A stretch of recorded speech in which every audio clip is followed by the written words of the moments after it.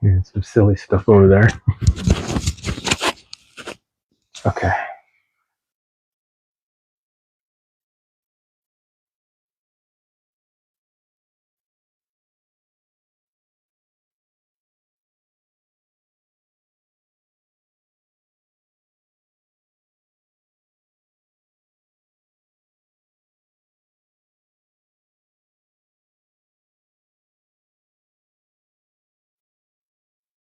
Hello, Alicia Mendoza.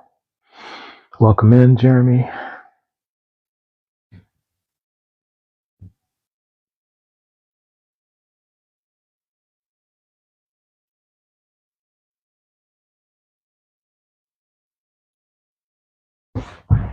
Oh, yeah, there's my notebook. Welcome in, Angelo. User 2032, welcome in. Hi, Bambina. Just on for a bit, talk about people's beliefs. Welcome back, Ron the Baptist. I recognize you.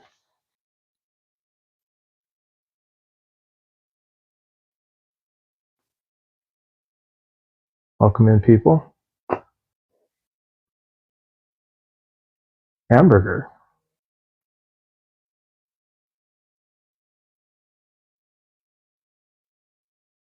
Welcome in.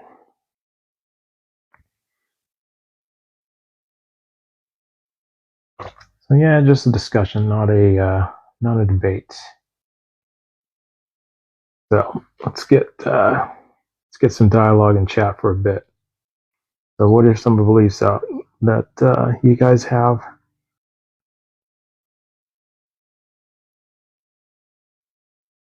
You don't see my question? No, it's going. It went by too fast, user, and I've been kind of looking around. Oh, there it is. I see it now, user. What are your thoughts on Muhammad the Prophet? That's a broad question.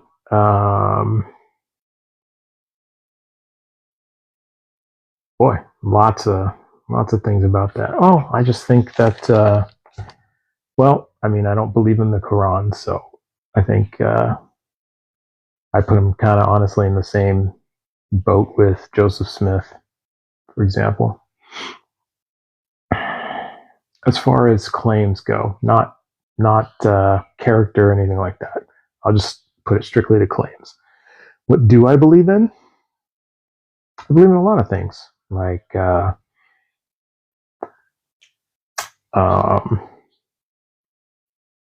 believe in evidence, and his character, Muhammad's character. I don't know if I have an opinion on that, to be honest with you. Lucifer is the true light. I think that there's truth in all religions. I hear that a lot, Jacob Lewis.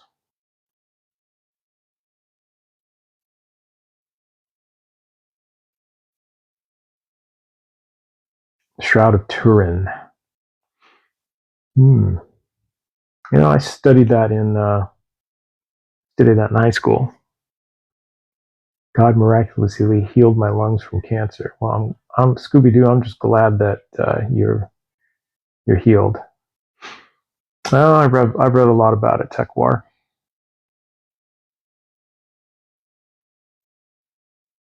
So I don't know if there's anything new you want to share, but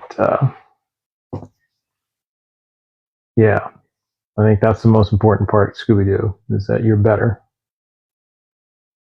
Christ is God. All right. We're all stuck in this prison. Oh, sorry you feel that way, Yogi Boogie. I don't consider this a prison, but I can see how you'd say that. A lot of bad things happen. Belief? I'm good. I'm happy to be here. Okay. All right. Well, okay. Well, I'm glad to hear that too. Let's see. Well, we got somebody in the guest chat, but it's Candy. All right. I'll invite my new friend up. What's up? Second time today. Yeah, Long I time no know. talk. All right, don't get me in trouble this time. I won't, I promise. No, I'm messing with you. I'm messing with you. So, so I saw a bit of the spirited debate in the Discord. Yeah, there was a Yeah, guy, he's a Marxist and he's trying to defend that Karl Marx is a good Jorge. yeah, he's trying to defend that Marx was a good man. Mm, You know, mm. it's that's a really tough hill to die on. Yeah, you guys are popping off in the Discord. Yeah, I didn't mean to pull everybody away. I didn't mean to interrupt the conversation, but I wanted to jump in on live for a bit and actually try to pull more people into the Discord if I could. Yeah, So yeah, yeah, yeah. Where do we can we even leave off have. with our conversation this earlier Oh today? boy. Oh, here. Let me see. Oh dang it! You're the only one I didn't write down. No My way, are you luck. serious? Yeah, I didn't write it down. What the heck was I thinking? I didn't write any of it down. Um, if I remember, we were talking about. Oh yes, we were talking about. There were shortcuts into tapping into. Um, you know, well, we'll just say, for lack of a better term, consciousness. The overarching thing, or knowing God is real. I guess that's probably a better way to put it. And I think Mm-hmm. you were alluding to it, like it's a form of hacking, and it's not clean, Yes. and that it could Yes. lead you down the wrong path. I think that's where we were Yes. going with this. Yes. Essentially, like, not everyone believes that there is a spiritual world, Yeah. right? Thanks, Tommy. And Mm-hmm. I'm assuming that you are 95% not there, but maybe 5% that you believe in spiritual world, I'm assuming. Yeah, I'm holding out. And I know we had that discussion about the halting problem, and um, and so that doesn't. Yeah, and I need to read up more on it, to be honest with you. Um, and and I know that's more of like a math problem than anything else. I need to read up more on it, but I found it interesting, so I thought it'd be a good discussion starter in the Discord. But Oh, definitely. yeah, This thought problems are excellent. yeah, and so I think with me, like I said, it's just interesting because in a lot of ways our paths are similar in a Mm, lot of ways, in mm. some ways I should say. Except I kind of went the opposite direction you did. you know. Yeah, well, I probably would be on the same path as you, Mm, had not, uh, you know, an intervention, so to speak. You know what I mean? mm, Like, had not I mm-hmm. received like this upload, right, where That's fair.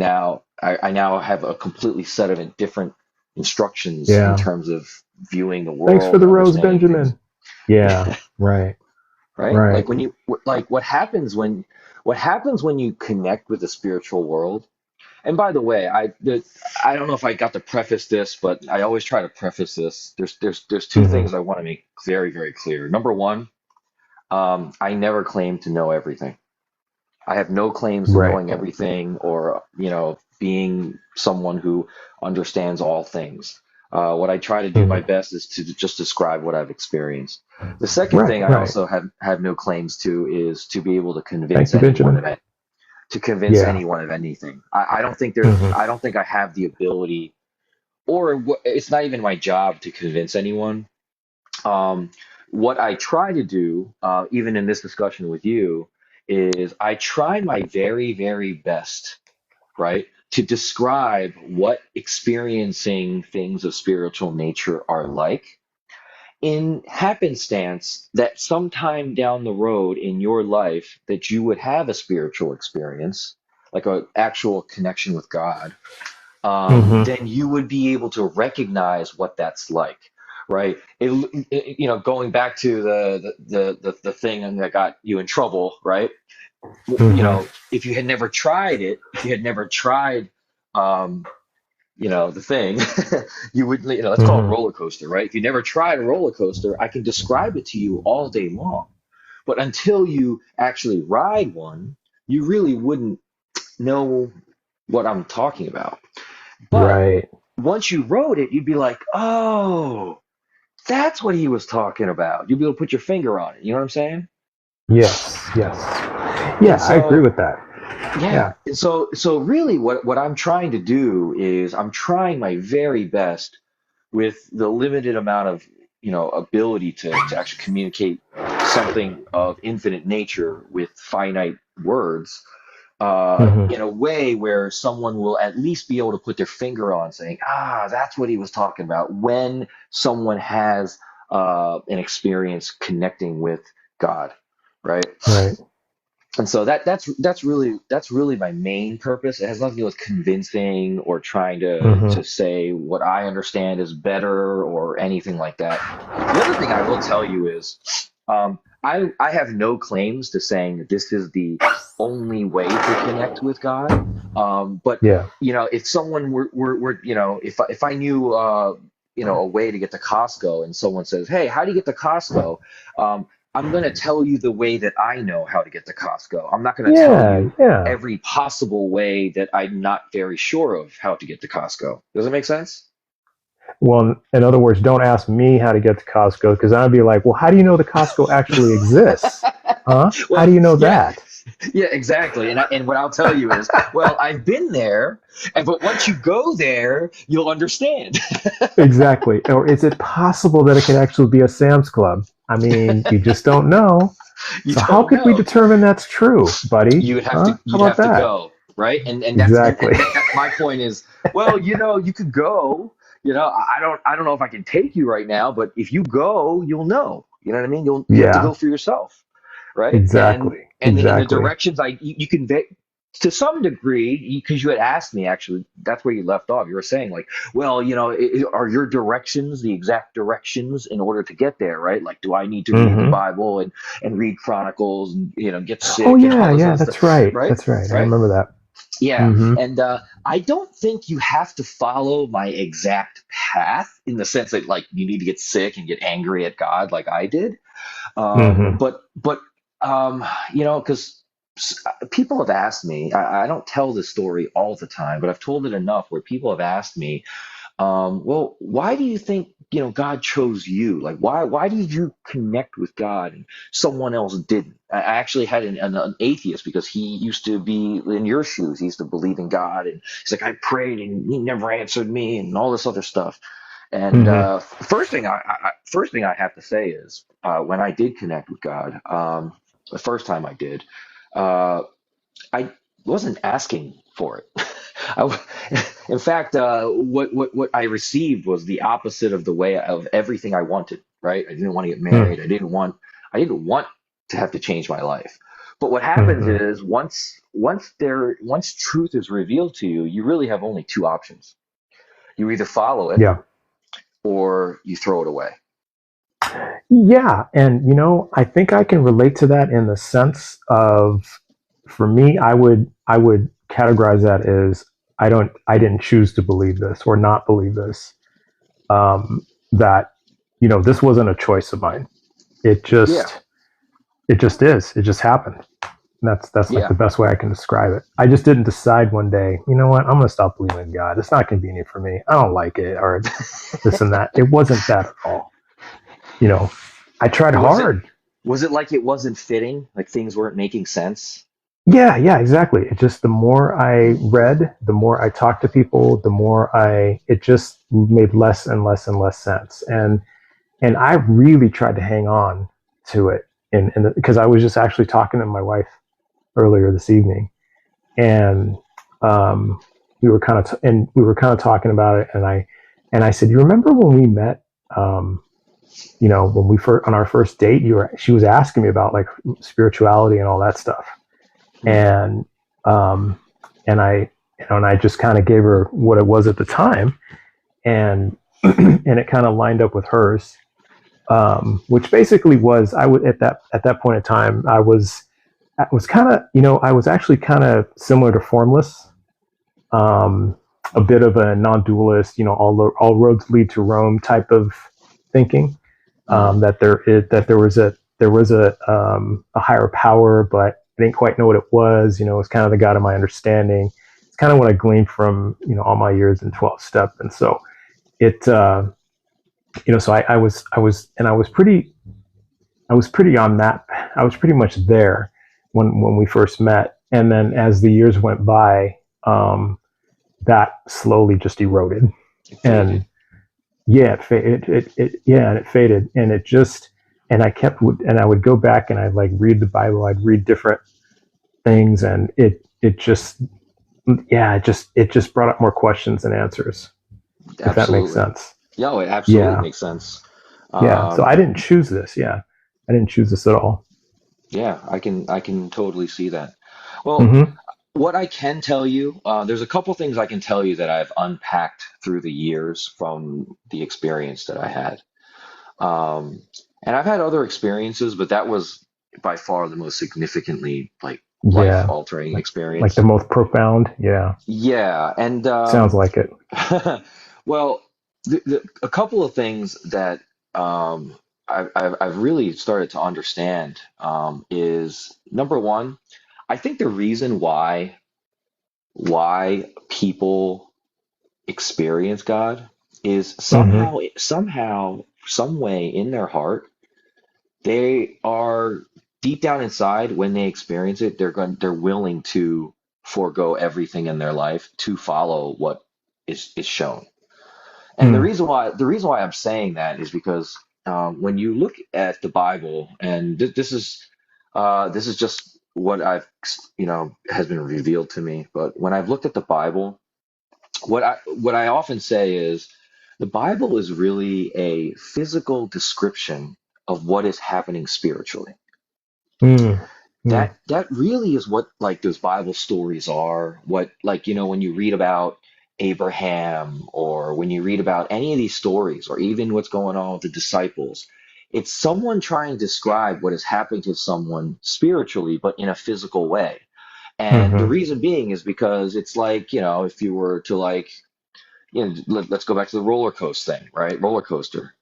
I am just physically describing how they look, right? Their eyes are wide open or they're screaming, right? Right. But it's very difficult to capture the essence of what is happening to them internally, emotionally, Mm-hmm. Mm-hmm. right?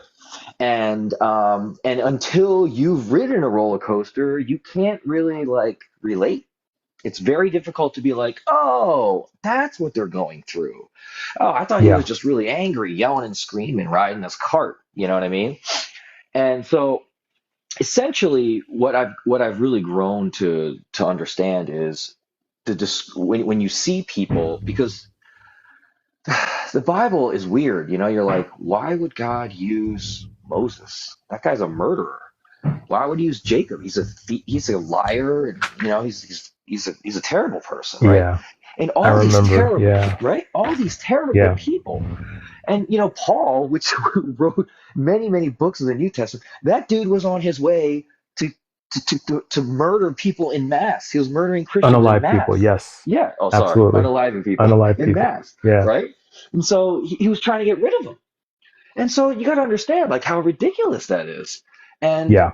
you ask yourself, well, why in the world would God want to connect with these people and not someone who is like, trying to like say, help the poor and all these like very good natured people who may not necessarily follow God or believe in Mm-hmm. God or any of those Mm-hmm. things. And really, at the end of the day, the only kind of I don't want to call it a conclusion, but like only point that I could really come up with uh, is that these people are willing to wholeheartedly obey once uh, God revealed Himself to them. Yeah. I think some people have like an internal like obstinance to them Mm-hmm. where they will like. There are some people who say even if God revealed Himself, I still won't follow, right? Mm. And it's not believe it or not, you says, what's your God belief? I don't think believing in God is that fundamental, believe it or not. What I do you don't, mean by that? what I mean by that is Satan believed in God, right? Believing Mm, in God, I don't think is really the important thing. I think the hmm most important thing is connecting with God and building a relationship with God and really understanding who he is and his character and how he does things and seeing what he sees. I think I told you this before when God gave me that vision, it was much like I think the word, the word that I would use to describe it, it was almost like telepathy. Remember, I told you like the melding of the minds, or his mind was in my Yes. mind, and mind was in his mind. He knew Yes. all the horrible things I've ever thought, all the horrible things I've ever done, and yet in that time, not once or there was any inkling of like you're a terrible person. You know what I mean? It was more hmm like, hey, let me show you something, and this is what I want to use you for. And hmm hmm um, it's very interesting. It's like he already knew all the things that I could be judged for. Yet rather than judging me for it, was like, let's not worry about that. This is what I need you to do. Yeah. Yeah. And um, in in in in in doing so, I was like, well, if that's what you want me to do, I'll go do it. But you have a lot of other things you need to be doing so that I can do those things, right? hmm And I told you hmm about, how he led me to my wife and my children and all this other stuff Right. where I never Right. want to get Right. married.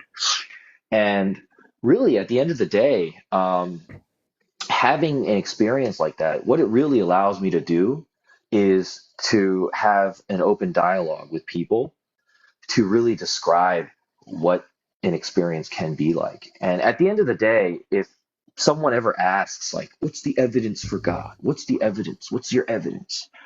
Well, really, the evidence is me, my life. Mm. Someone, if someone witnessed like a car accident or something, right? There's multiple witnesses to the car accident.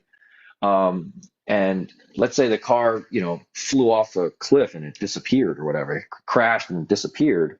Well, even though there's no, let's say, tons of physical evidence, where there's very little physical evidence, there's tons of evidence within the minds of all the people who have experienced it, right? Yeah. And Yeah. they would go ahead and describe their experience.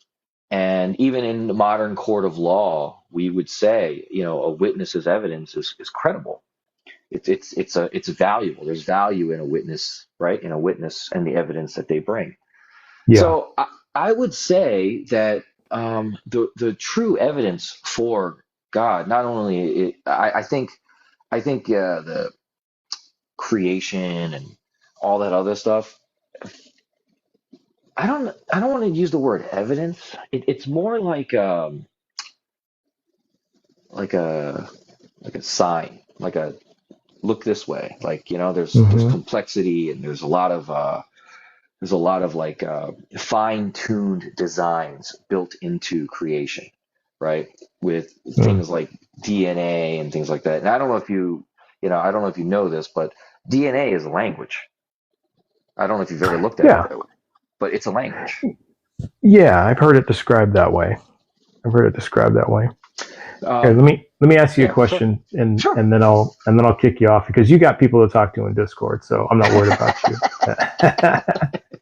So I'm not worried about offending you anymore. At least like that. Um, one more question. Sure. What do you think your life would look like? Let's just say you found out tomorrow that Mm, um, and you verified it's true. So it's not just something. It's not something some flippant piece of information. This is serious information that you verified is true. mm. That and it convinced you that God doesn't exist tomorrow. What do you? How do you think your life would change? It would change drastically. Hmm. You've actually asked this people. I've heard you ask this question to other You've people. It heard me would ask this change. before. Yeah. Yeah, Yeah. it would change drastically in the sense that I no longer would be living with purpose. I would be living, Hmm. you know, Interesting. but And I think what happens is because I really didn't get into this too much, but once you know that there's a creator, well, creator means design. Mm-hmm. Design means purpose. Mm. Purpose means value, right? There's a chain of events that occurs. And so it's like, well, God, you're there, then there's a creator. And if you created me, then you designed me. And if you design me for a purpose. And if you design me for a purpose, then I must have some sort of value. And Mm. if you live out your purpose, the analogy I give often, and I actually I give often is a chair, right? Like Mm-hmm. if someone makes a chair, it has a purpose, right? And it's designed to be a chair, and that it if you use it as a chair, it will provide lots of value. Now, if I use a chair as a bowling ball, it's not going to derive the same kind of value it would if it were used as a chair. And in Mm. fact, in this analogy, if you were to use a chair as a bowling ball, it probably wouldn't last very long. Mm. And what would happen to this chair that was designed for sitting, right, this purpose, is it would Mm-hmm. eventually lose all its value once it gets destroyed. Mm. And I believe, Interesting stuff you brought up. I believe this is what happens to people when we don't know our own identity. What Mm-hmm. happens is think about it this way: besides human beings, besides human beings, where in the world, in terms of logic, is value come from within? Mm. Yeah, that's a good question. That's a very, very good question. And I'm not going to answer it right now. I'm going to leave. I'm going to leave. I'm going to keep the mystery alive. Well, because Not you ducking know the the question. answer. You know the answer. It doesn't exist. Value comes externally. Value is external. Well, I was going to leave a cliffhanger for talk number 3.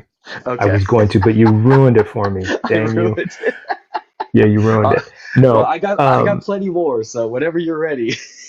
absolutely. And you brought up some good points here. And this time I did keep notes, so I'll know where we picked up where to pick up where we left off. But yeah, the next time I would like to explore with you this whole meaning of purpose, this whole concept of purpose with you, because what Oh, you said some interesting things there. So I'd like to dive into that a little deeper next time. What do you think? and to absolutely, and to be clear, Right on. all of this is not my own thoughts. It's been revealed to me. That's why if it even seemingly makes sense, I believe it makes sense because this is what the truth is. Yeah. And Yeah. it makes sense, right? It's logical. Mm-hmm. But Mm-hmm. this is not information that I've derived on my own. Right on. I'm not intelligent enough for that. Okay. Okay.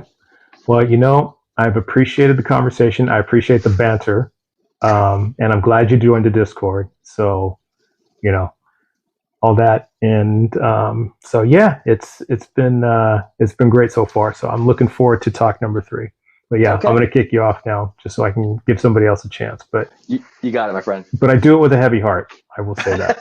You got it, my friend. Right on, man. We'll see you See ya. later. Yep. All right. Okay. There's a new friend I made. He joined the Discord today. So we've had some good talks and there's been some good conversation in the Discord. So I wanted to give someone else another chance. So we'll bring up one more. Thanks for the likes and thanks for the gifts, everybody. So appreciate that. Thank you, Jay Litch, for the lives. I think Eternal, are you there? It's weird. Eternal, it says you're here, but yeah, let me try again because very Eternal. I invited you up, but it says you're not here. So that was odd. But here, let me try. Oh, maybe you left maybe you left the chat. Well, try coming up again. So yeah, let me interact with the chat a little bit. Let's see what you guys have been talking about. Formless Form, are you causing trouble in there? No, I'm just kidding. You're not a troublemaker. You got a big brain and you make me think. So I know that's not what you're doing.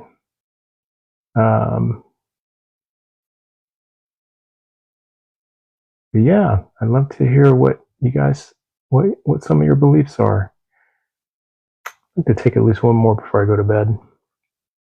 But if not, I can interact with chat for a bit. But this was more of a case of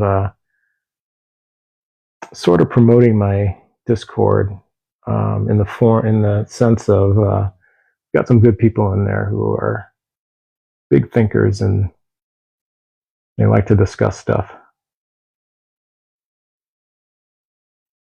So let's see what you guys are talking about. Humans are messy. Yeah, Brandon Carter, I think I agree with that. Humans are messy. Ooh, Lodge Tales. Let me bring you up. I'm going to invite you, sir. Lodge Tales, how you doing? I'm going to bring you up if you're down to come up. Oh, hi. I'm doing How you doing, sir? How's it going, Lodge? Going good. Good, sir. Good to see you again. Thanks for joining and thanks for coming up. Yeah, appreciate it. And I don't know if you are game for this, but I do have a Discord. That some people we're only probably about 24 members, but we discuss this and all kinds of different stuff. And I think your voice would be much welcome there if you're down to do it. If you have time to do it, there's a link in my profile if you're down to join. But I'm just inviting you. Invitation's open. So. Yeah, I already joined. My name's Rides. Oh, did you? On there. Yeah. Oh, you must have a different name. I didn't. Yeah, I didn't. Oh, okay. Well, I'm glad you're in there. Well, then I encourage you to join the discussions because I really liked what you had to say the other day. That I remember. I don't remember exactly what we, like word for word, what we talked about. So I'm trying to find my notes. I know we talked about like the Navajo, the Great Spirit, and like the ceremonies in the lodge. I think we talked about that. Pretty sure we talked about that. Does that ring a bell? Am I on the right track? Yeah, I'm Blackfeet, but I was kind of describing a few things. Oh, like, Blackfeet. My bad. Sorry. That's fine. Yeah, but I was kind of describing a few things that kind of made me, realize that there was more. Right. Everything than you're born. Yeah. You're born knowing, because we ain't, like I said, we ain't inherently born with any knowledge. Mm-hmm. Specifically spirituality or religion or anything like that. We all got to be taught,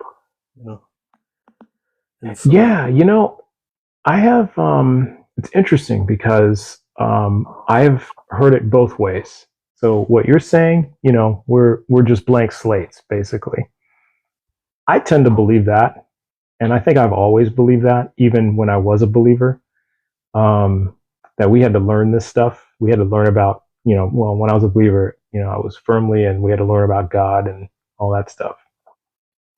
But then I've talked with people here who have said, no, we are innately born with this. Like we know God even from the moment of birth. And yeah, I struggle with that one. I don't quite see the logic behind that. So I think I'm with you on that.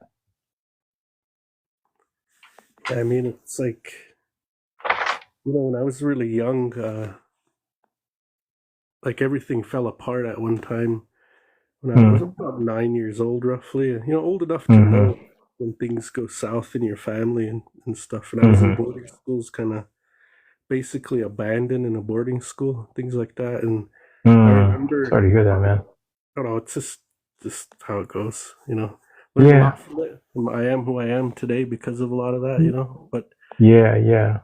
But I mean, at one point, because I wasn't brought around a lot of the spirituality just yet really heavily at that age yet. Mm-hmm. So I was grasping for something more. And, I would ask that spirit Jesus to help me, to try and take pity on me, to help me, and never, ever, ever heard back. I don't know how else to say it, but yeah. later on, when we start doing more with the old ways and stuff like that, when I was brought more around that, that's when things started to make sense. But that's when you started tapping in, or when the lights started coming on. Yeah. Yeah, because I mean, I've had paranormal experience. My first paranormal experience was when I was about 6. So I knew that there were things out there, but I yeah. never really understood what that spirit Jesus was. See, we don't, I guess, look at that as God, I guess you'd say. We just think it's a spirit, another spirit. But it would be, okay, so say one of our holy men, you can look back and even at the ones of today, and they can do certain things, right? And it's not them that does it. It's the life force that they're basically that's flowing through them that allows these things to happen. So we had this one holy man. There's a story about him where they were at a sundown and he wanted he asked the creator to give him a sign that he's with us, like, give us a sign that you're with us today. And they're all praying and everything. Well, just then the sun itself starts bobbing in the sky, like just bobbing. You could write this off as a mass hallucination or whatever, but everybody's at that Okon, at that Sundance, seen it. And everybody saw it, huh? Yeah, his name was brings down the sun from that. I mean, there's, and I could go on and on. That's just one example of the old days. But what I'm getting at is, we don't say, you can do all these, you can heal people, you can feed people, you can do all these things. We don't worship you as a god. We don't eventually migrate you into godhood because we realize that that's not him. It's the different life forces that are flowing through him, allowing those things to happen for him or her. Yeah. And so in the native way, it's really humble. Like, you got to really, really be humble, or else none of these things ever come to fruition for you. And they may not, even if you are humble. It's really one of those things that ain't up to us. It's not. Yeah, it's interesting the way you put that, because it almost seems like it's more of a paying homage, or paying your respects, more than because you said we don't worship, but then I see that there's a great reverence to it. You know what I mean? Like, there's a great deal of respect, great deal of reverence to it. So it's interesting to me that you would say you don't worship, because it to me, it has all the look and feel of worship, if that makes sense. Am I making sense? Yeah, you are. Yeah. We honor the creator. Honor.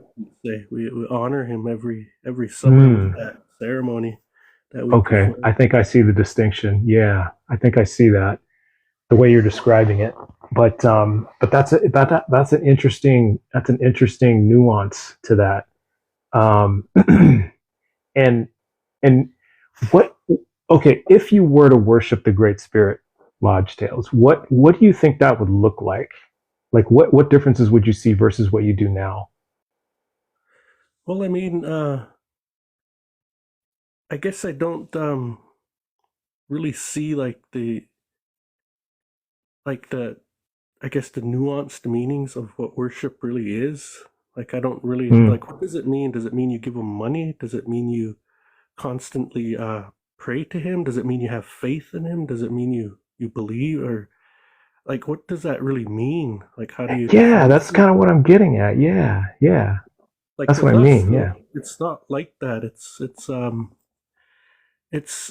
like, I could go back to thinking about it in somewhat scientific terms, where the table of periodic, the table of elements, all of those elements in there.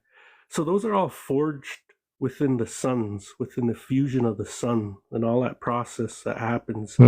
those small elements bind together to form new ones, and so forth and so on. And at some point, that star goes supernova and explodes, and all those elements get released into the universe. Eventually, they form gas clouds, and then eventually a new star system and solar system. They're the creators of life. So we literally are stardust.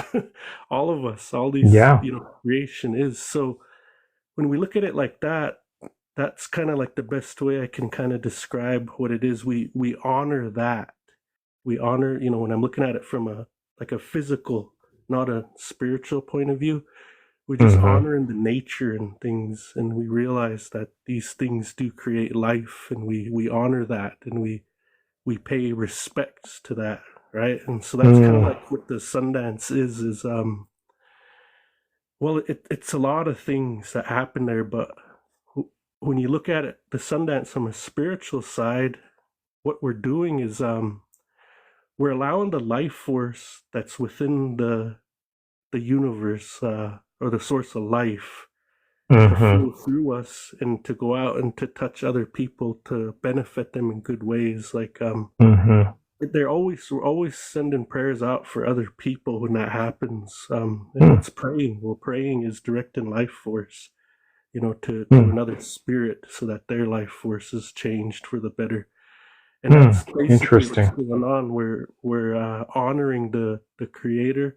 At the same time, we're using his blessing, his life force, to help the people in our tribe, in our communities, in the world, wherever we're sending them to. Because a lot of times we're sending prayers not just to our families, immediate families, or anything like that, but any sort of tragedies that are going on. There'll be vows given for that, and they'll be completed for that. Like, say, and I'm just pulling something out of my hat at random. Say the hurricane victims in Florida. Certain prayers sent to them and things like that. So every year, what you're doing is you're trying to elevate everybody's spirit, to transform it into something better. Yeah, what we're trying to do. And on the spiritual side, when you look at that. Okay. We got a question from the chat. Oogie Boogie said, wanted to get your thoughts on star seeds. Well, star seeds, from what I understand, are people that think they're not from here, right? Like they were born on another planet, and they're it looks like that's what he was saying. Yeah, different species of alien life that are possibly embedded in everyone. Or so. Yeah, I think that sounds like. I think you guys are kind of talking the same language. Yeah.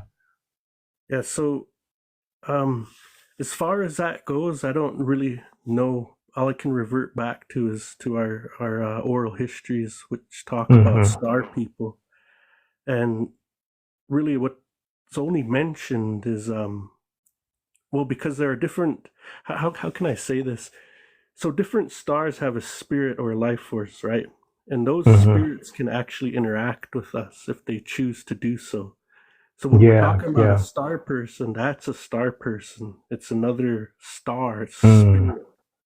And so when we're talking about those can interact with us. Those have taught us many things. Now, when we're talking about star people, and we're using the other example of those beings, like UFO type things, the only thing we were ever, really that I know of that we were taught about those was to just realize that they're curious, just like us. Don't necessarily be too afraid of them. They're not here to harm you. Realize that humanity's been interacting with them for thousands of years, if not decades of interesting stuff. Interesting. All right, one more question, then I'm going to kick you off. So you can go back to the Discord, because I want to encourage you to talk in there. One more question, and it's kind of a two-part question. How do you think you probably heard me ask this to the last guy, but how do you think your life would change if either A or B, either you found out for sure that the Great Spirit was real, like about as sure as you have hands, something like that, about as sure as you can be. How do you think your life would change? And then, or B, the opposite. How do you think your life would change if you found out, as sure as you have hands, that the Great Spirit wasn't real, like didn't exist? Well, I already kind of, I guess I accept that it is real already. That So it probably spirit wouldn't change much. Yeah. Now, if you said it was fake, like there's nothing there, I would question, then were we all having mass hallucinations? I would question it on that level. Like, Yeah. how did we all have the same shared experience? How did Yeah. all of these miracles happen that we have no scientific explanation for? I would start questioning it like that. And then I would also question, am I crazy? Yeah. And that's reasonable stuff. And I think those are all good questions to ask. So, I think that's totally reasonable. All right. Thanks, man, for coming up. I appreciate it. I want to give one more person a chance before I hang it up for the night, but I appreciate you coming up. I love talking to you, man. And I'm glad you joined the Discord. So, yeah, thanks. Righteous. Right on, man. Have a good night. All right. So we'll bring up one more. Bibo, be the last one of the night. I got to go to bed, but I'll be on tomorrow morning. So if you guys want to join me then. How you doing, Bibo? Not too bad. Thanks for taking me on. Yeah, you got it. Is that the right way to say it? That is. You're one of the few people that get it right. Most people say Bilbo. Bilbo. Oh man, Bilbo. Okay. Well, you sound pretty chill about it. So, but I'm glad I got it right. Right on. And I do that too. I think for me it's important to get people's names right. I think it's just a sign of respect, and so I'm happy that I got it right the first time, because I usually don't. That's very kind of you. That's awesome. Yeah. All right. So what do you got? Well, so here's the thing, man. I am an atheist like you. Really? But yes, some of the beliefs I hold, I feel are somewhat religious, because they're interpolations of what data we have already, instead of being proven fact. Interesting. Give me an example. Yeah, this is interesting. I'd love to hear this. So I exist, right? Yes. Because of Desart, I can know that for sure, that I exist. And that means I think that therefore must I am, mean that, something like that. Yeah, right, exactly. Precisely. Yeah. I loved. There's a breakdown of it I watched, and they rephrased it. I am thinking, therefore I am, and that is extremely elucidating. It's active. This observation of the self. Yeah, like the present, right? Exactly. Yes. Yeah. So, because that exists to me as a personal experience, something, whether it's the natural world as I understand it, or it's some religious configuration of the natural world as I understand it, it exists. It's here for sure. Or at the very least I am. Yeah, right. But what I believe is that it is here. It's real. That the world exists in a natural configuration that is real and primarily completely beyond human experience. Right? Like, I really dislike the idea of anthropocentric ontology. This idea that the universe was created for the purpose of humankind. I think that is absolutely ridiculous. However, the problem that I face is that I can't prove that logically. I can show creationists and any group of people that follows that creed, that it seems illogical, because the universe is so large and the universe is so magnificent, beyond just the simple magnificence of humankind. I and life and Earth in general. Like, it's a beautiful thing, Earth, and it's hard to. Yeah. I feel like people want to assign some special reality to it simply because it exists. But when you look out everywhere, there must be other Earths out there.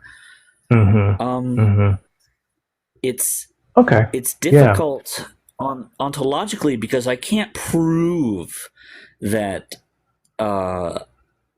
life arose abiogenetically or abio. Yeah, I think that's the correct word. So, Mr. Trust but Verify, I'm a little inebriated at the moment. So, I appreciate you listening and all the live listening. What are your thoughts on what I've said so far? Okay. Here's my thoughts.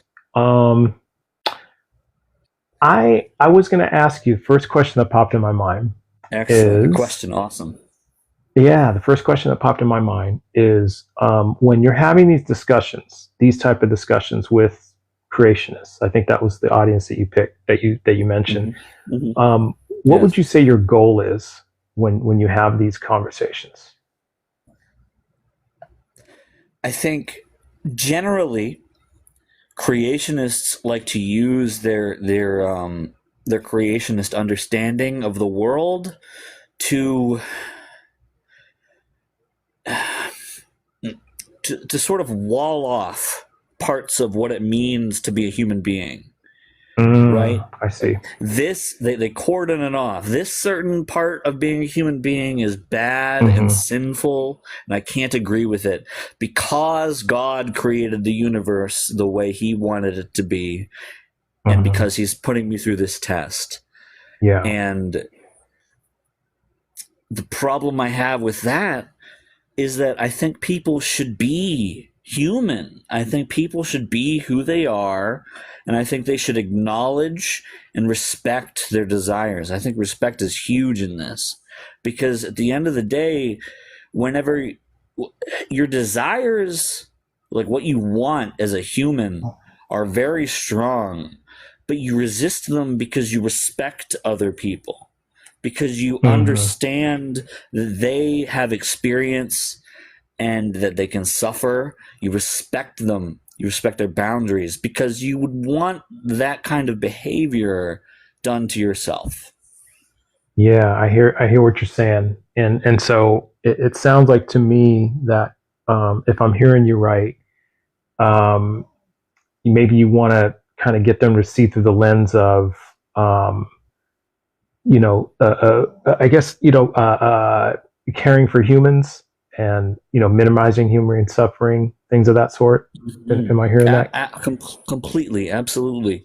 And I have so much. I have so much trouble, and that's why I feel like this is a religious statement, because I have so much. It's confounding to me how much trouble I have convincing other people to be good to all people. It's absurd. I mean, it really. Yeah. Yeah, I hear what you're saying, and here, let me give you a bit of a parallel. Go ahead. Finish your thought. I really disagree with. So you're for racial supremacy, just not that Ine race. I sure hope you're not talking about me to J Lie teach. Oh no, I don't think. I think it's a chat. I think it's people in chat are doing it. Yeah, don't pay attention to them. Yeah. Okay. Yeah, don't worry about that. Please, your question. Yeah. Okay, so here I'll give you. I'll just explain how I approach it, because I do understand this what you're saying. Please. My approach is I automatically assume that people have good intentions, and which can be hard to do sometimes. And I'll give you an example. Myself. Well, it was a flaw, and because I would take that to the next level and like give them all the money in my wallet, I do something silly like that, and then they just totally walk all over me and all that. But I stopped that. But what I mean is that when I assume people have good intentions, in their in these type of beliefs. So that's as far as it goes. And what I mean by that is when I do that, then my perception changes, and I can kind of see where they're coming from. And here's what I mean. Like, for example, as fellow atheists, I'm sure at least once you've been told, you're gonna burn in hell. You're gonna, you know what I mean? You're a morally bad person, yes, right? At least one time, okay. And many times, so yes, yeah. And I look at it from the lens of, okay, well, let's see if they have good intentions. I don't think they actually want me to, to suffer. I don't think they want that. I think they're just saying, hey, this is the consequence. This is what's going to happen. And so when I look at it from that lens, and I think, okay, well, maybe they're just trying to warn me, and I can see the good intention behind that. So what I do, Bibo, is I take it from the approach of, okay, well, what if I ask that person, is it absolutely necessary to be a good moral person and believe in God? And if they say absolutely yes, then I kind of hit them with examples. Well, I guess we'll give me an example of a person who, is a God worshiping good person. Like, what kinds of things do they do? And so, like in a previous talk I had, we kind of went down this road. Now. Yeah. You see my argument? And the person was like, well, they treat people well. Well, I treat people well. They give, they help the poor. Well, I volunteer at the soup kitchen, which I've done, many times over Thanksgiving. I'll go to the soup kitchen on Thanksgiving. That's awesome. Just stuff like that. And, oh, well, they're only doing it just because they're just trying to show, they're just trying to make appearances that they're good. And I said, well, I don't know about that, because I go to the soup kitchen because I really feel for those people who are hungry and that they need a meal and that they need something to give them hope on a day when everybody has family, everybody has a place to go, everybody else, like most of the country, has a place to go, they have family, and these people don't have that. They're without because they're that. real people, right? Because they're real people that really exist. Yeah. And to give them just a moment of comfort, a moment of love, a moment of peace, a moment of serenity, that's the least I could do. Fuck yeah, man. Fuck yeah. Yeah. And so when I say it like that, and so what I'm trying to do is I'm just trying to untangle the morality from the belief, like that they're not tied together, that they can be separate. There are good reasons to be moral besides religion, besides teachings. Right. Yeah. And I had this conversation, and honestly, it devolved into a debate. But despite my best intentions, I didn't mean to do it, but it did. And we were talking about objective morality versus subjective morality, and I just posed the question to the. I hate that. Yes, and I posed a question to the objective moralist. What it came down to, well, the hypothetical was, what if we were in Nazi Germany and your Jewish neighbors came to your door and said, please hide us. The Germans are looking for us, and you just built a cellar that nobody knows about. Would you hide them in the cellar? And B, if the Germans knocked on your door, would you lie, or would you tell them the truth? Because we know lying is immorally wrong, right? And I did preface it, Bibo, by saying, well, give me an example of things that are morally wrong. Is there not a commandment against lying, if I remember right? Yeah, and I said, give me an example. And this was a Muslim, by the way. I didn't find that out till later. But I said, give me an example of something that's morally wrong. And one of them was lying. And then that's when I came up with the hypothetical. And then I asked him, okay, so would you A, hide them in the cellar?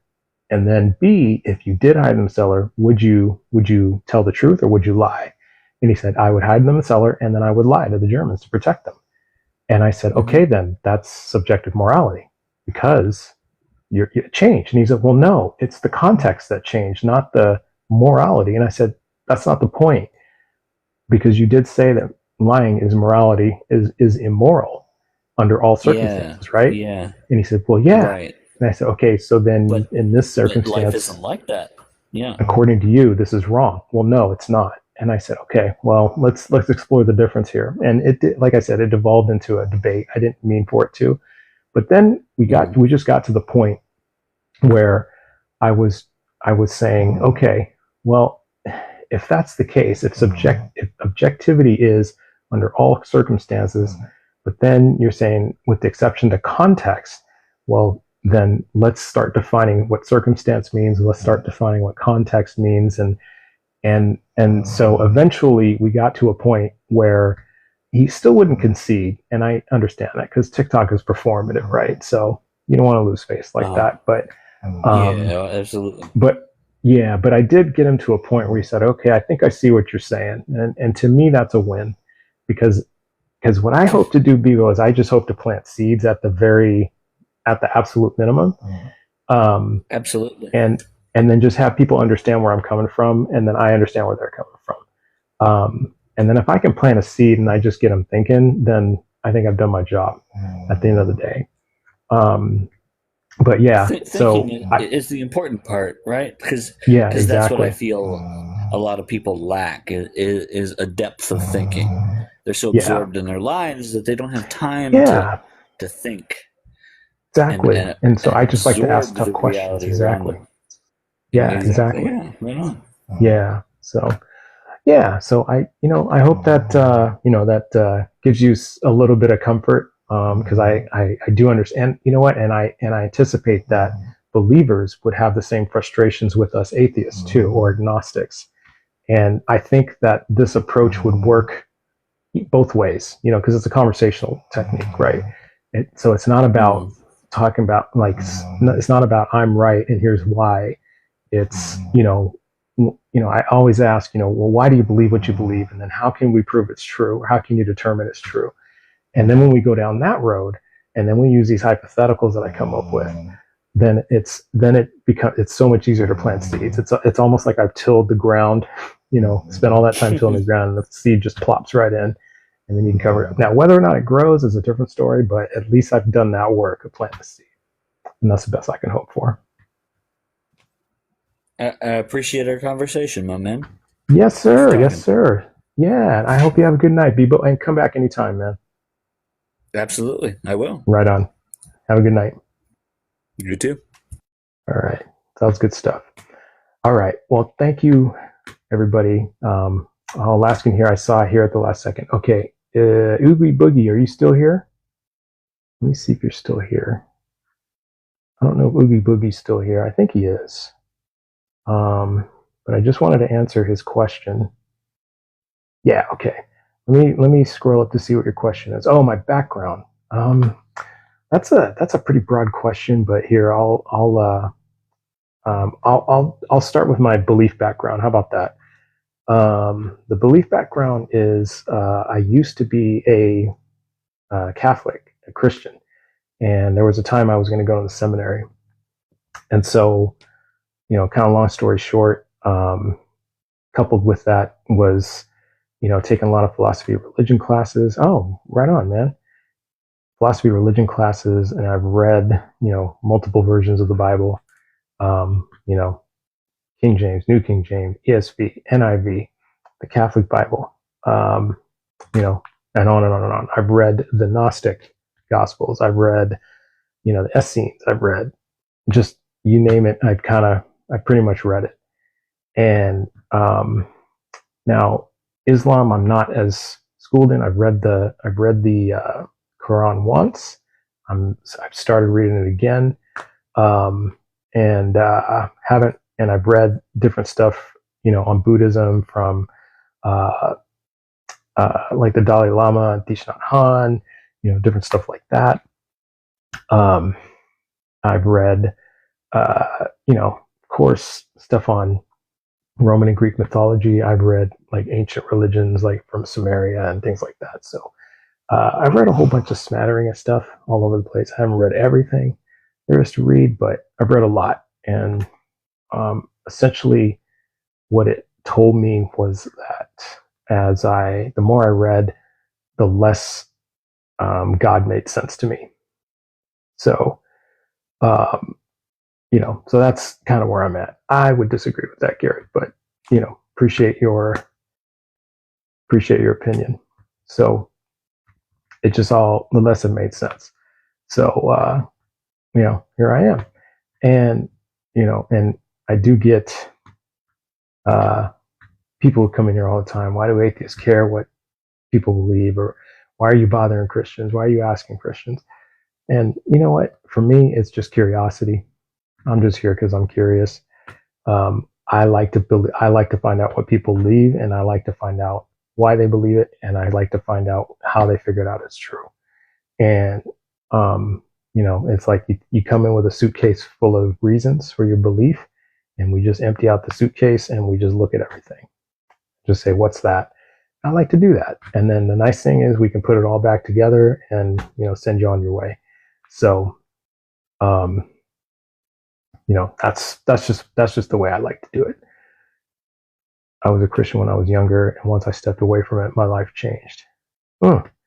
Yeah, you know, that's interesting you say that, Oogie Boogie, because I can understand that. And I think because my you know, because I don't think belief's a choice. So when I realized for me this isn't true, my life didn't really change. Everything just kind of stayed the same. It was just like, okay. And I understand that there's people who like have a crisis of faith and they feel lost and despondent, you know, when they lose their faith or lose their religion. And it's interesting, you know. Yeah, and I used to think that, Alaskan here. I used to think about the common denominator. I believe in God because of my testimony and other people's testimonies. And Rude Dog, I can identify with that too. You know, because I had testimony and other people had testimonies, and you know, it's just interesting because you and I are in different places now, you know. I'm not here to argue or convert, but when you hear truth, you know it and feel it. And in a lot of ways, James Taylor, I agree with you. When you do hear truth, you know it and feel it. And then you can go out and confirm it. And then there's sometimes that you hear truth and you don't know it, and you still confirm it later, you know. And I believe everybody has the same idea, call it something else. You would probably be good friends with my friend Formless Form. You know, he's kind of got this, yes, along the same lines, the same belief. Oh, and there he is. There's my friend right there. I wonder how many believers understand how their subconscious works. Foremost, I don't even know how my subconscious works, and I'm a non-believer. So that's just funny. There's no God. Why do you do alive? Because I'm curious, Wayne. I'm curious, and I would think you would agree. This is probably the biggest question of our lives, right? So it's an important question to a lot of people. So why not talk about it? Thank you, Oogie Boogie. I appreciate you being here. You know, and I think I like to show that there is a way to have a honest and deep and civil conversation about something that is so easy to get down and devolve into an argument. And you know what? It happened to me the other day, so I'm not above it. But I think that's the only other reason why I'm here, is to demonstrate that, you know, you can have a civil conversation about this and ask honest, tough questions of people without it, you know, without anyone getting offended and all that stuff. So,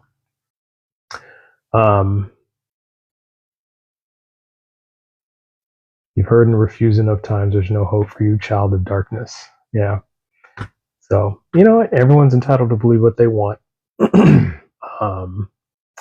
You know, I would say, I would ask you, Garrett, why is this belief important to you? And, you know, I would probably go down that route. Working for the NSA has really opened eyes to the truth more. Wow. That's interesting, Oogie Boogie. You probably have a lot of stories that you can't tell. And I would say that I've heard that more than once about working for government organizations like that. So, you know, I will say that,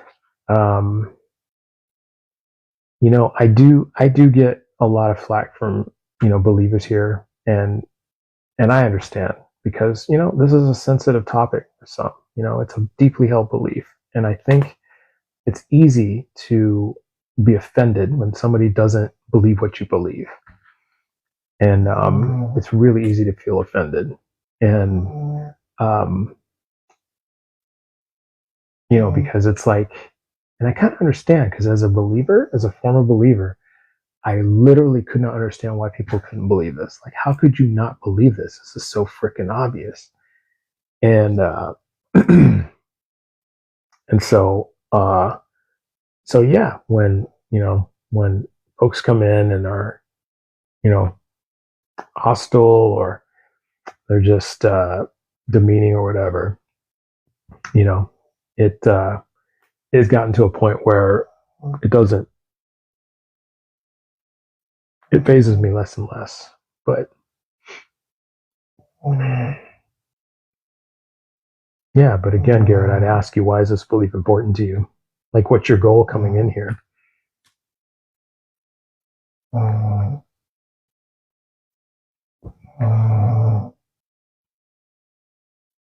Radical extremism is a problem. I agree with that. See, I think I touched a nerve, because he doesn't want to answer the question. And, personal attacks. Well, you can personally attack me. I don't care. But it's just interesting. Like, what's your goal?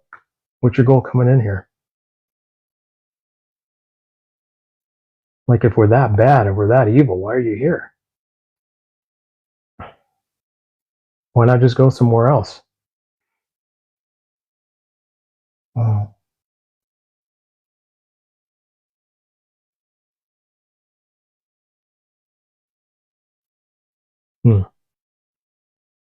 Interesting. No answer. No. Okay. That's fine. So, all right. Well, anyway, that's kind of my goal here. And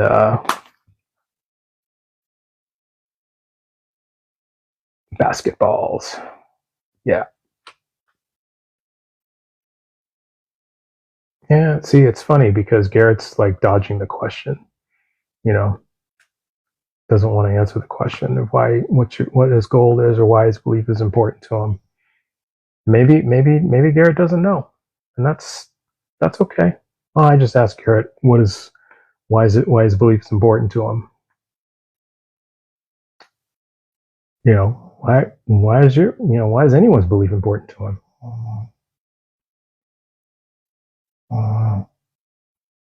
That's all right. And maybe Garrett's just here to stir stuff up. It's all good. But all right. Well,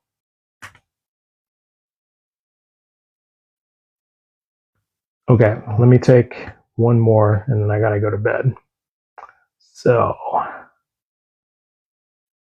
let's take Esperanza.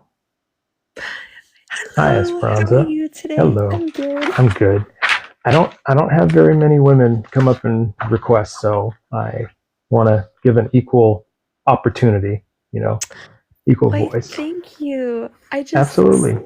So, I actually recently left the Mormon church, and I still believe in God, but it gave me a different opinion on so many things. Interesting. So, in short term, I come to realize, in my personal opinion, I would never mean to offend anyone, that I don't believe God made religion. I believe humans did. And they kind of make this assumption, oh, God says this or God does that. And it makes people feel like they have to be something, but then it goes against every other theory. It's very hypocritical, right? Where it's like, God made you just the way you're supposed to be, but if you're gay, you're wrong. If you are this, you're wrong. You're a woman, so you're supposed to be in the kitchen and have 5 kids. If you want a career, you're wrong. So I'm like, wait a minute, this isn't right. And I went through some very deep personal things that I won't say, but like someone literally looked me in the face and they said, well, God wanted you to go through that for a reason. I just like was stunned. I was like, wait a minute, like I don't think that. And then I had another thought. It was like, I don't think God's sitting up there and is like, I didn't want that to happen to you. I don't think he controls the good or bad that happens. If you do or don't believe in God, we don't really know how we came to be. I mean, we have the Big Bang Theory, but it only goes to there. We don't know what happened before that. There's other theories. And so, yes, like I believe in God, but to say I fully believe is also really hard because I'm open-minded to the thought that the truth is we don't know where we came from and we don't know where we're going. And the truth is, if I love God, I think he brings me peace, but I don't think he created all these religions. And I think if he is looking down, I don't think he's happy with it because it's created so much hate, it's created so much anger, and it's made us believe we're supposed to be a certain way when the truth is he probably just created all of us and was like, all right, cool. And or she, who knows? Or it. You never know. Yeah, I don't believe all these religions are right. Like having people tell me, "Oh, you're supposed to be a stay-at-home wife and you're supposed to listen to your man." I was like, "Yeah, I don't know about that." And then I'd get criticized for what I would wear. Like if I wore a crop top, "Oh, like you're awful. If you got tattoos, you're awful." And I'm like, "Wait a minute. This doesn't feel right." And being told doesn't feel right. Yeah, I've had other women come to me in the church and be like, this is this very personal thing I went through. And it's like extremely traumatizing. And I'm like, you know what? I don't think God wanted you to go through that. I think people have free will and they use all these excuses. And the truth is just bad things happen and it's absolutely awful. So people that say, well, I 100% believe in God. The truth is they don't. And it's hard for them to admit. There's still that 1% of people who, say, like even people in the churches that give testimonies, how many times do they fall out of faith and then fall back in? And they use it more for therapy and more because they're lost or they're hurting and they don't have comfort or people around them than to, be there because they actually believe in it or they've been taught it so long in their life that they don't know anything else. So, and there's even been people in the church that say, hey, I grew up in the church, but if I was a convert, that's what people are called when they join the Mormon church, but they didn't grow up in it.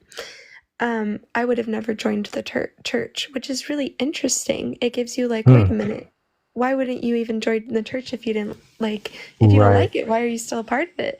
So I don't, if God is real, in my opinion, he is, it's okay if not, but like, I don't think he created religion. So God's belief, I don't think he really has a belief. I think he is one of those beings that is there just to be there. And it's very simple. And I think other people like overcomplicating it and saying, you're right, you're wrong. They forget the difference between a fact and an opinion.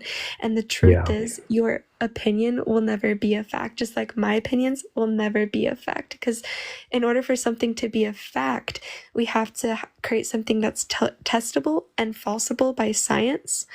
And that we just can't do that with this subject. It's just not possible. So hopefully people can be more open-minded and find more peace, and it's okay to believe in your beliefs. But what's super important is also to remember that no matter how much you want this to be true, someone else could be just as true as well. Yeah. And you've raised a lot of good points. And actually what you're saying, well, with the exception of, being judged for what I wore, a lot of what you're saying, I had the same experience with, but I don't think to that degree with the Catholic Church. I don't think I remember being pressured in more subtler ways if I had like a crisis of faith and I just wondered about things. I asked questions and and even when I asked questions, I'd get little subtle things like, well, you're not falling off on faith, are you? You're not, you're not losing faith, are you? Just little things like that. Oh, I'm just kidding. But it was very, very subtle things that would cause me to go, no, I'm just asking questions. I'm just wondering about this. And I think that subtlety, like, made me want to say I'm 100% convinced, because I used to say that, and there are times that I ask myself, was I really 100% convinced? Was I really? I say it today that I was, but to be honest with you, I don't know if I truly was, because you kind of make a good point. Can you really be 100% convinced of anything? I don't know, but then I hold out. Maybe there are people who are 100% convinced, and they just really convince themselves that they are.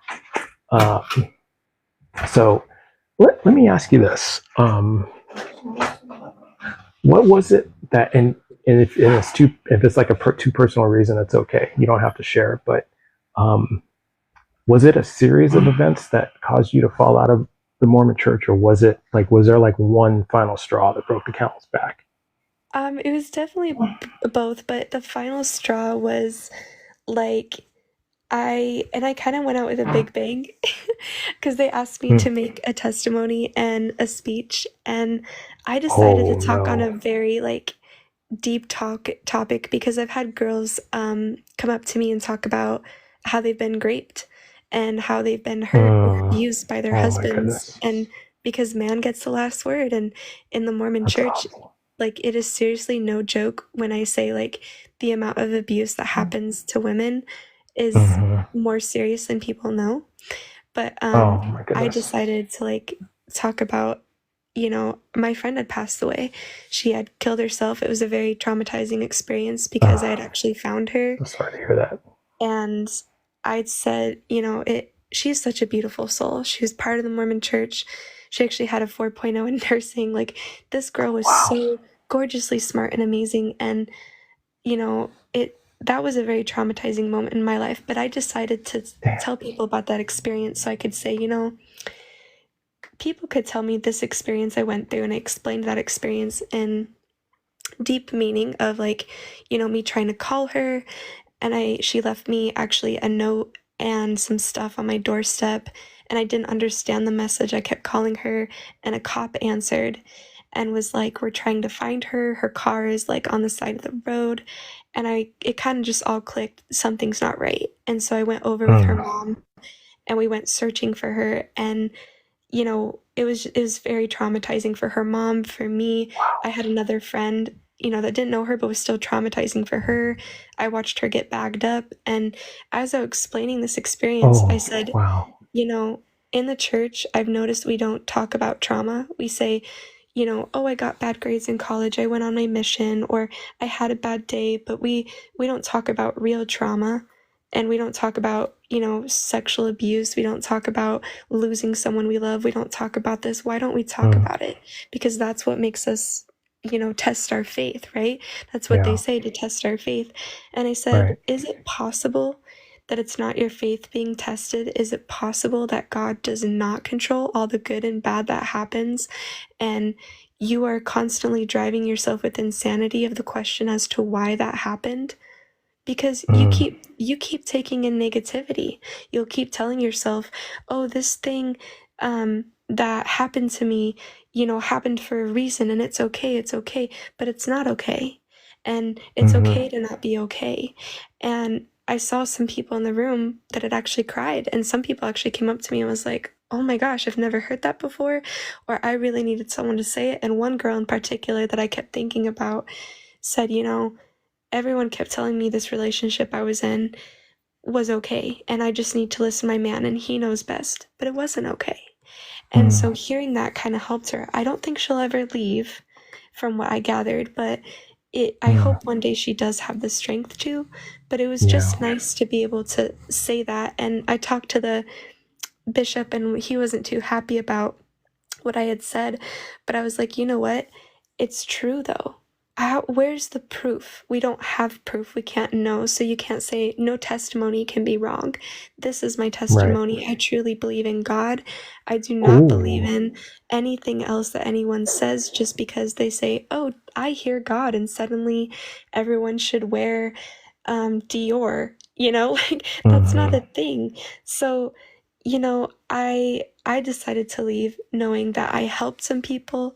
I said some real truth, and for once I was the one person that decided to go up and say something that was true. I talked about sexual assault victims, I talked about domestic abuse, I talked about losing someone. I said all the hard topics and was like, let's dig in deep here. The fact is, this is the truth of what we go through, and we choose not to talk about it. We pretend to be happy, and we also pretend like these things don't happen to us, and we say we go through troubles, but we don't say what those troubles are.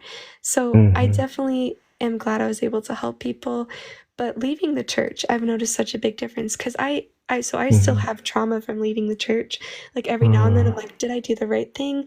Should I go back? Am I a bad person? And then I'll look in the mirror and I'm like, oh, am I ugly? Am I bad? Am I dressing wrong? And it takes a lot of confidence every day for me to be like, you know what? It's not a bad thing. And, it's okay for me to want to be an independent woman who has a job, who doesn't want to rely on a man. And it's okay for me to speak. And, it's okay for me to be like, you know what they're saying is not okay. And not all the guys in the church are awful, but once you step into that church, like the thing that they do, it's called roping. Where they basically, like kind of like a cowboy, they rope you in, and they will actually take the time to be like, oh, we love you, and they'll blow up your phone, and missionaries will come to your door, especially the people that do not have family resources, and they'll be like, no, we'll be here for you, we'll be your family. And then over time, they slowly get you to convert to the church, and then once you've converted, they expect you to, if you drink coffee in the morning, you're a bad person.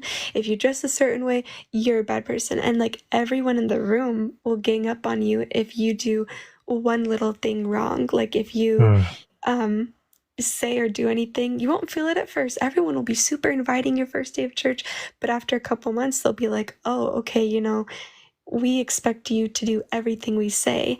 And then over time, then you really feel that pressure. And then like I even had the church call me not too long ago, oh, Esperanza, aren't you coming back? Come on, we love you. And they were blowing up the phone to no extent. And so here's another fun fact. I've actually had dinners with the wife and the husband of the state president of the southern Idaho in the Ammon ward multiple times, and he was extremely nice to me. He told me he owned part of some of the gas companies. He helped own certain portions of Pepsi. And I'd asked him, I said, where's all this money going for the tidings? All these people are giving you tidings. Why do missionaries still have to pay for their own missions? And why is it that we, as the YSA group, the young single group, have to still pay for all these projects when we're still trying to start our own lives? Like, shouldn't that come out of tithing? And he's like, oh, nobody in this certain level, because there's levels in the church, is not allowed to know. That's for the higher ups and for the people that are closest to God, and you must trust in them. And so it seems to me like some of these churches are taking advantage of people's lowest moments in their lives and saying, oh, like, we'll be there for you. But the truth is, they're not really wanting to be there for you. They want the numbers in their church to go up. They want to have more money coming into their bank accounts. And, there's like that side of the church. And then, there's the other side of Mormonism, which is absolutely awful. Utah, which I don't even know if anyone knows about that. But it's a real show. If you watch Getting Out of Utah, these women save other women, and it's absolutely sad. But I really hope that more people can realize, like, take the good parts of the church, take it with you, but please leave the church. It is not healthy for you. it is okay you can still believe in God and you can still be holy without being in any church. You can still believe in God and not believe in everything that they say, because I'll tell you what, nobody in that church that I went to 100% believed in God, and nobody in that room was 1,000% doing what they were being told to do. Wow. What a powerful story that you shared. Thank you for sharing all that. And so it sounds like, you kind of shared bits and pieces of how your life is today. Like, you have moments of, did I do the right thing? So it sounds like there's moments of maybe second guessing, maybe regret, and please correct me if I'm wrong. Yet I'm, and did I hear you right when were you converted in, or were you born into Mormonism? So I was converted in, however, I was born around Mormonism my whole life. So Got it. Even going into high school, like Southern Idaho, if anyone knows about it, like Idaho is a very intense state. There's a church on every single block. There are Mormons everywhere. And even at the high school, like there's a building that high schoolers can go to and take a class just for that. So it was grown up all around me. And so even if you weren't a part of the church, you felt the church around you very strongly. So in the time that I was converted to it, it felt like not really any different from how I grew up. If that makes any sense, because a lot of my family had the same beliefs. But people that were born in the church, I've had a lot of friends that fell out of the church and didn't stay in there. So, just as a convert, like I can't imagine someone else who decides to leave the church and the amount of trauma they go through, which is 10 times more because they grew up in it and had all these idealisms of what's right and wrong. And now mine is completely disordered too. And yeah, there are days where I'm like, they've convinced me, like, I'm 24 years old. If I decided to have a drink, that I am an alcoholic and I'm a bad person. And I'm like, and then they say like, well, why would you ever want to do that? Like you can have fun without it. And I'm like, oh, well, that's a good point. Like, why do I want to do that? So I must be wrong. I must be bad. And so, then once you get out of it, oh my gosh, it's crazy. It's really crazy. And the guys in there, oh my gosh. Whenever, if you say no to like a date or anything, oh my gosh, they are extremely hostile. It's very intense. Interesting. Was an interesting, I'll share a bit of my experience interacting with missionaries. Because I have read the Book of Mormon and I've read the Doctrines and Covenants. Thank you for the join my team. And so I have read through that, and so I had like multiple conversations with missionaries about that.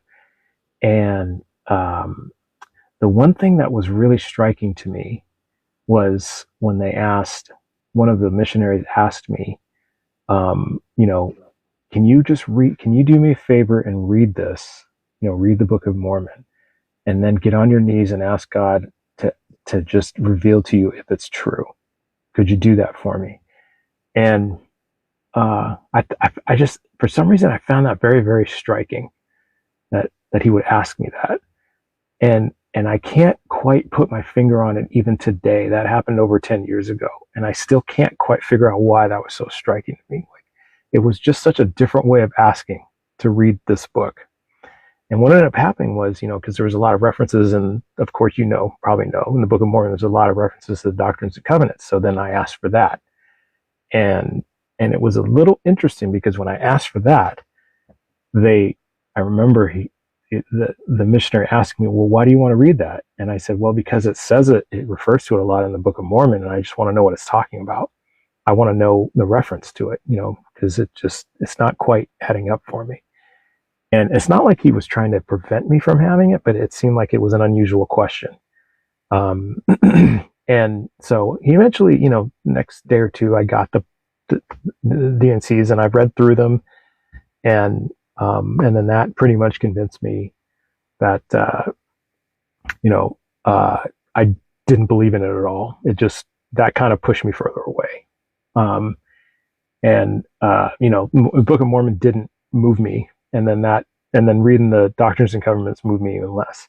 So I wanted to get your thoughts on my experience, like, the question they ask, why it's so striking, why the maybe the surprise that I'm asking to see the Doctrines and Covenants. What are your thoughts on that? Oh, so there's actually a lot of secrets in the church. When you get endowed, typically the Doctrine and Covenant is something that people hold to themselves. They don't really share it, especially their own personal book. They are taught to kind of keep that to themselves. At least that's what my church had taught me. So even when I was new, nobody would really give it. It was like, oh, you don't need that. You just need this. Like, just focus on this. So they really want you to focus on their idealisms and the prophets' idealisms. Like, that's what's most important. And anything that is portrayed against that or away from that, they get a little like, well, they can't say it's wrong because then it's wrong. So they try to figure out a way to get around it, but even they don't fully understand that. And endowment is such another topic. There is secrets in the Mormon church where people go in, and it's basically, if they check off this checklist of pretty much being holy enough, they get to enter the temple, because there's a guest part, but then there's another part behind the doors, and no one is allowed to know what happens behind those doors. Interesting. Yeah, and so a lot of people it's very interesting. Even people who have gone through that and left the church, I still have friends that are terrified of explaining what goes on beyond. And I decided to never get endowed. Like, I was supposed to recently, and that's why they keep calling me still. But I'm like, I'm good. I'm happy. And I keep saying, you are clearly happy, so, God bless and have a good day. And that's pretty much it. But it sounds to me because I don't know, so I can't say about this topic, but whatever happens is not good, because usually after people get endowed, they end up leaving the church like that. And so whatever's going on is, whatever is going on is pretty interesting, especially with women. And with women where I grew up. So to give you a description, I'm only 24, but when I was, 19, 20 years old, all of my friends had their first kid, and it was pushed on them, really hardly, to get married at 18. One girl even got married at 16 with her parents' permission, and they were pushed to, have babies. Today, most of my friends have 3 to 4 kids. Wow. Yeah, so they lock you in really early, so then you have to rely on the church. So with what you're telling me, it sounds like they just didn't want you to see anything different than the Book of Mormon, because the truth is the two books do not align. None of the books actually align. Yes, and that was my first impression. Yes. Yeah. And so they only want you to believe in whatever the prophet Joseph Smith said. And yeah, that's it. And that's okay. That was my impression too, because that was the big thing that turned me off, is it was saying a lot of different stuff than what was in the Book of Mormon, and it was almost like the Book of Mormon was a story, like a bedtime story, but a very violent one at times. And yeah, actually. yeah, very violent bedtime story. Like, wow, there's some stuff going on here. But then I read the Doctrines and Covenants, and I was like, this is a lot different than what I'm reading in the Book of Mormon. And, and of course the racist stuff in the Doctrines and Covenants, I caught that. And that was, and I, part of me surmised, that's probably why they didn't want me to see it, because after I saw that stuff, and they're like, oh, okay, got it. And, and I promptly gave those books back right after that. But yeah, that was, so, okay, well, that's interesting that you say that. Let me ask you this. As you sit here today, and, so you still held on to that belief in God, and, but you've kind of done away with religion. So where are you at in your belief now? I honestly believe so. Because we don't know where we came from, and there's only so far we can go in science. My Right. personal belief is God isn't necessarily a being. It's just, it could be a creation. It's something that caused us to be here that we don't know. So I don't know where we're gonna, like, where we came from isn't gonna be where we go once we die. But what I do know is that we're here. And so with God, I take the good things I learned from church, but I think those things were already in me before someone tried to install them. I think I was already a good person. I already was a loving person and a happy person. And I didn't need someone to remind me. But like, if someone does, that's good. It helps you become better. But I think this trial that I went through, I think maybe it was from God saying, hey, this is, to me, actually sin. I never created this. All these people are just saying all these things, but I never actually created this. I created you. And I created this life, and I just expect people to live. And that's as simple as that. And I hope people live for love and for peace and for happiness. And so my personal belief is that God is just here, and it's as simple as that. And it's a very kind of Buddhist theory, but I think what we overcomplicate things as humans too much, and the answer is sometimes much similar than we realize. And when we die, I don't know if we're gonna go to heaven. I don't know if we're gonna go to hell or whatever. But what I do know is that it is something that's beyond out of your control. No matter what you try, how much good you try to do, or how much bad you do. And we hope that people who have done us ill will get what's coming to them naturally, which is a very human feeling to have and totally understandable. But at the end, we really don't have any control. So it's good just to be like, what? This is out of my control. I'm just going to be happy being here, and I'm going to be personally, to me, what I think is best. So for me, I believe treating others is right. I believe loving people is right. And I believe that, every day you should do one kind act for the environment, for yourself, and for others, not in the sake of making yourself feel good, but for the sake of when one person starts to do something and more people start to do it, then we all start to come together as a whole, and we become a peaceful community. Man, well said. Everything you said was just really well said. I may not believe in God, but everything else you said, I believe in. Like, I agree with you. Everything else. So I likewise agree, do things for others, do things for yourself, do things for the earth. Man, I couldn't have said it better. Let me ask you one more question, then I got to go to bed. But as far as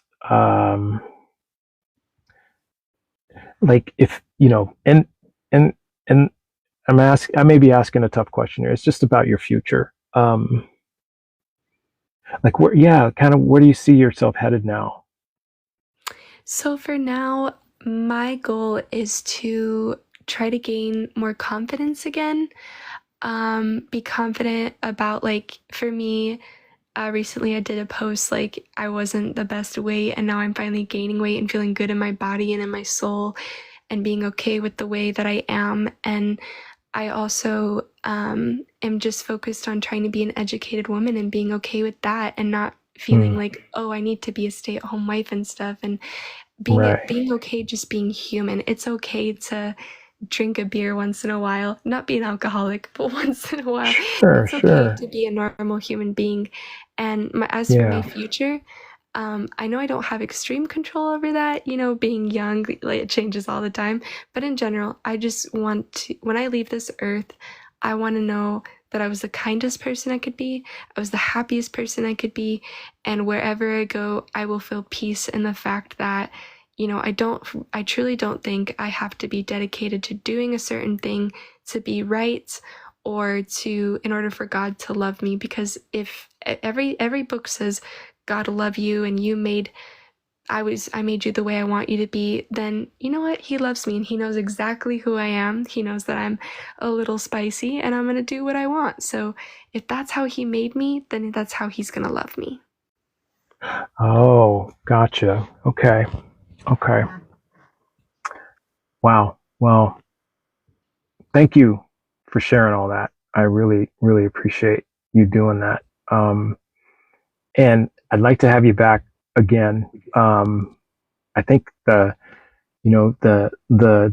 leaving the Mormon Church kind of stole the show for this talk, because that was really interesting to hear. I'd never actually heard that experience before. I've talked to Mormons before, and who are currently in the faith, but not someone who had just left and shared all of this. So that was pretty heavy and pretty deep. So, but yeah, I'd like to have you back and talk more about your God belief sometime if you're up for it. Absolutely. Thank you so much. And I Wonderful. hope you have a wonderful night. Yeah. Have a good night, Esperanza. Thanks again. Bye. Good night. Wow. That's a way to end it. Well, Tommy, I will say I did not finish the D&C, so that's probably why I didn't know about the Pearl of Great Price. I couldn't get through the whole thing. So I should probably say when I read it, I didn't read it all the way through. I read some of it. But that was an amazing conversation. Wow, that was very enlightening and very riveting.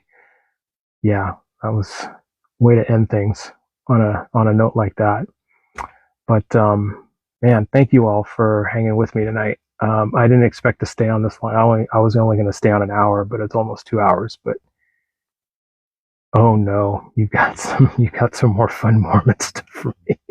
I don't know if I want to find out. Oh, it's an ominous yet very fascinating way of putting it. It piques my interest, but then it scares me a little at the same time. You know, so it's like confused excitement. But if you want to get some more fun Mormon stuff, wow. Well, now that you say that, I might have to go back and read the rest of it just to fulfill my curiosity. Just, it's like a train wreck. I can't look away. Wow. So, you know what, guys? Thanks again for hanging with me. And for those who were waiting in queue, I'd love to talk to each and every one of you, but you see, I only have so much time. So, please follow me. And so when you get the notification, you can come back. And Esperanza, I did pop a follow to you because I think I want to see some of your content and more of your story. So I encourage everybody to follow Esperanza. That was an awesome conversation. So yeah, everybody follow her and give her some more follows. She deserves it. And really, like her stuff and appreciate it. Yeah, because I'm gonna go. Yeah, when I see you come up on my feed, I'm gonna watch your stuff and like it and all that stuff. But yeah, you guys have a good night. It's time for bed for me, but I'll be on in the morning because I usually don't sleep too well. So, you'll probably see me around 7 a.m. Pacific time. So I'll be on for a little bit if you guys want to catch me then. So until then, have a good night and take care.